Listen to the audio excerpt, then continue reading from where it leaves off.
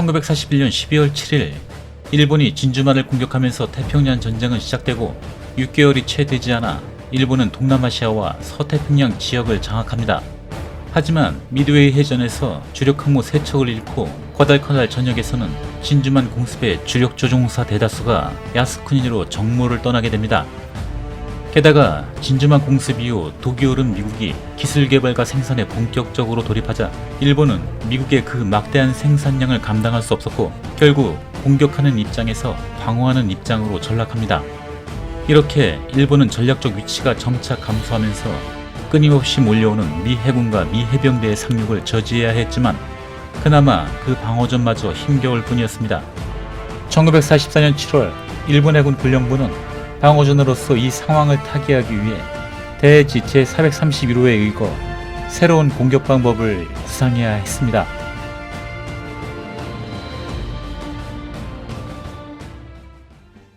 (1944년 9월) 여기 일본 해군 중장 오니시 타키지로는 제1항공함대 사령장관으로 임명되고 필리핀 전선으로 부임을 명령받습니다. 전황이 악화되자 각 해군 지휘관들은 일명 특공이라는 비행기로 적함을 내리꽂자는 아주 신박한 자살 공격을 주장합니다. 물론 그 방식을 반대하는 장교들도 없는 건 아니었죠. 이렇게 오니시 타키지로는 그 의견들에 대해서 결정을 내려야 할 입장이 되어버립니다. 오니시는 특공작전으로 그렇지 않아도 귀한 조종사들을 그냥 갈아버리는 이 말도 안 되는 공격이 처음에는 좀 꺼림칙했지만 이제 미군과 정상적으로 맞짱을 뜨면 당연히 처맞을 것이라는 사실을 직시한 이후에는 이 작전에 호의적으로 바뀌게 된 것입니다. 그리고 해군 참모부 이곳저곳을 다니며 이 작전 승인을 위해 상관들을 설득하러 다닙니다. 물론 오니시는 처음부터 이렇게 전쟁에 적극적이던 사람은 아니었죠. 전쟁 전 야마모토 이소로쿠와 같이 삼국동맹과 진주만 공격에 회의적인 사람이었습니다. 하지만 어차피 시작된 전쟁이고 이제 정상적인 공격도 먹혀 들어가지 않은 상황에서 미군의 공격을 저지할 수 있는 방법이란 조종사가 제로센기에 250kg 폭탄을 장착한 채로 적함에 육탄 돌격해서 미군들에게 공포감을 심어주고 사기를 저하시키는 수밖에 없다고 판단한 겁니다. この度のフィリピン作戦においてその戦術を取るにせよ取らんにせよ 필리핀으로 가기 전 오니시와 그 휘하 참모들은 하코자키 신사에서 참배를 합니다. 그리고 그 시각 메가더 정권과 홀시 제독의 미 해군 함대는 필리핀으로 향하고 있었고 10월 20일 메가더는 드디어 레이테만에 상륙합니다. 다시 돌아오겠다는 약속을 지킨 거죠. 오니시는 필리핀 클라크 기지에 있는 201 항공대에 도착합니다. 그리고 지휘관들을 불러놓고 특공작전에 대해 제안을 하는데 이 섬뜩한 작전에 마음이 싱숭생숭한 지휘관들 쉽게 결정을 못 내리고 직접 조종사 막사를 찾아가 이 작전을 설명해 줍니다. 아주 서로 죽겠다고 난리들인데 결국 이 201 항공대원 24명에게 최초의 특공작전 투입이 결정됩니다. 그리고 10월 23일 레이테만 시부얀 해전에서 미 항모 엔터프라이즈에서 발진한 공격기에 의해 해군의 야마토급 전함 무사시가 격침됩니다. 그리고 그 다다음 날 25일 레이테만 해전에서 201 비행단은 드디어 꿈에 그리던 일본 항공대 최초의 특공작전을 시작합니다.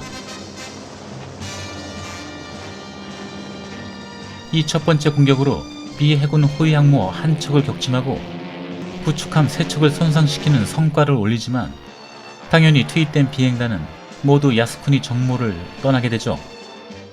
오니시는 이 첫 작전을 성공으로 자평하고 대본영에 보고합니다. 그런데 문제는 지금부터였습니다.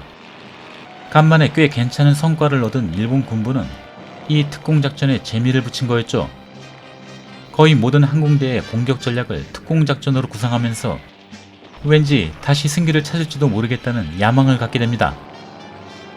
하지만 레이테만 해전에서 박살이 나면서 일본의 필리핀 방어작전이었던 첩 1호 작전은 실패로 끝이 납니다. 이제 남은 항공기마저 모두 소진한 오니시의 항공대는 해군 항공대라 불리기에도 민망한 상황을 맞게 됩니다. 그리고 비가 청승맞게 내리는 날, 연합함대의 명령으로 대만으로 전출을 가게 됩니다. どうしても見捨てていかれるおつもりならあなたは卑怯者だバカ者 그리고 1941년 1월, 오니시는 대만 타이난 항공기지에서 특공 공격대를 새로 편성하는데 이 특공대원들에게 일장 연설을 하며 멸사봉공의 정신을 강조하는데, 그러니까 멸사봉공하는 건 내가 아니라 여기 계신 너네들이 하라는 거죠. 戦争は引き分けになる勝利と言えないまでも負けにはならない 어느덧 미군은 이오지마 섬을 공격하고 있었고, 커티스 르메이 장군의 B-29 폭격대는 일본 본토를 신나게 뒤집어 놓고 있었죠. 세상은 이렇게 암울하게 돌아가고 특공대원들이 부르는 동기의 고도리 3광 군가가 처량하게 울려 퍼집니다. 얼마 남지 않은 일본 항공대의 모든 공격 전술은 이제 완전히 특공 작전으로만 편성됩니다. 물론 오니시도 수도 없이 많은 젊은 조종사들을 일발의 소모품으로 보내버린 죄책감도 갖고 있긴 했지만 그게 죄책감만 갖는다고 해결될 문제는 아니었죠. 그런 작전으로 전황을 바꿀 수 있겠다라고 착각한 게 문제였던 거죠. 그리고 당연히도 미해군 역시 일본의 이 특공작전에 적응이 되어가고 있었고, 특공작전의 실적은 점점 줄어들고 있었습니다. 일부 조종사들은 이런 의미 없는 죽음에 대해 명령을 거부하고 심지어 오니시를 비난하기도 했습니다. 이제 본토 도쿄가 공격을 받는 상황이 되자 아츠키 항공기지의 302 항공대가 본토 방어를 맡게 됩니다. 이 항공대원들은 그렇지 않아도 없는 살림에 돌아가면서 미 폭격기를 방어해야 하는 고된 작전에 시달렸었죠. 1945년 3월부터 7월까지 미국은 9만여 톤의 폭탄을 일본에 투하하면서 26개 도시를 초토화시켰고, 일본의 공업 생산량은 전년 대비 40% 이하로 떨어집니다. 오니시의 집도 이 폭격의 잿더미가 되어버렸죠. 5월 8일, 독일이 소련과 연합군에게 항복하면서 유럽 전선은 종결되고 동지를 모두 잃은 일본은 완전히 고립되어 버립니다. 그리고 독일을 끝장낸 소련은 극동지역 일본이라는 먹잇감에 슬그머니 고개를 돌리기 시작합니다. 오니시는 아직도 특공작전에 대한 미련을 버리지 못합니다. 積極果敢な攻撃に出て制空権を奪回することが現下の急務であると信ずる 일부 참모들은 이제 어떻게 하면 깔끔하게 전쟁에서 질 수 있을까 고민하지만 오니시는 당시 일본 군인의 전형적인 무모함을 보여줍니다. 끝까지 해보자 이거죠. 그런데 이미 일본의 자원은 끝을 보고 있었습니다. 무기는 물론이고 연료, 식량까지 바닥을 보이고 있었죠. 국민들 백가죽이 척추에 붙었는데 어디 전쟁할 맛이 나겠습니까? 전 내각 총리 고노에 후미마루와 스즈키 칸타로 총리, 유나이 해군 대신은 드디어 일왕에게 전쟁 종결을 건의합니다. 전쟁 끝내는 게 니들 맘대로 되는 게 아니죠. 니네가 항복을 해야지 전쟁이 끝나죠. 어찌됐건 오니시는 그동안 자신이 사지로 보냈던 특공대원들의 명단을 한 명 한 명 아주 정성스럽게 쓰고 있는데 섬뜩한 소식이 전해집니다. 예, 유럽에서 독일을 끝장낸 소련군이 30년 전에 은혜를 갚기 위해 만주 공격을 계획 중이었죠. 게다가 미국은 얄타 회담에서 소련에게 쿠릴 열도와 사할린 섬까지 약속했습니다. 군부와 내각 관료들은 일왕과 종전 결정을 위한 어전회의를 준비하고 있는데 이 자리까지 들이닥쳐서 상관에게 졸라대 보지만 이미 다들 전쟁 종결에 대한 의지를 굳힌 상태였죠. 7월 26일 미국과 영국 그리고 중화미국은 일본의 무조건 항복을 요구하는 포츠담 선언을 발표합니다. 더 얻어맞기 전에 빨리 항복하라는 연합국의 배려였죠. 일본은 그냥 시간을 질질 끌고 싶은 마음에 이 요구를 자기네들 표현으로 묵살하는데 이 표현이 미국 입장에서는 무시로 들린 거죠. 전쟁을 빨리 끝내고 싶었던 미국은 B-29 에놀라 게이에 작은 꼬마를 싣고 히로시마로 관광 보내줍니다. 여기에 깜짝 놀란 소련군도 떡고물이라도 얻어먹으려는지 일본에 선전포고를 하고 만주작전을 시작했죠.